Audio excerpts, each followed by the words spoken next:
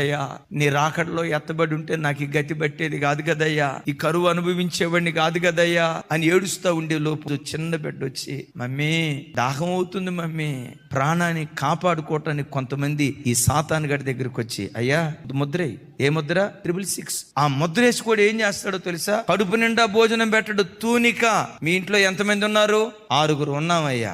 6 ఉన్నారంటే 6 బియ్యపు గింజలు మీకు సరిపోతాయి అని 6 బియ్యపు గింజలు ఇస్తాడు. దైవజనమ, ఎందుకు మృతుల పునరుద్ధానంలో మొదటి పునరుద్ధానపు వరుసలో ఉండాలి? ఎందుకు క్రైస్తవుడు దాని కొరకు ఆరాటపడాలంటే తర్వాత రాబోయే దినాలు అంత భయంకరమైన దినాలు. దైవజనమ, మీరు అనుకోవచ్చు ఎట్లాంటివి జరుగుతాయా అన్న? కన్యక గర్భవతి అయి కుమారుని కంటది. పాత నిబంధనలో రాయబడిందా లేదా? కన్యక గర్భవతి అయిందా లేదా?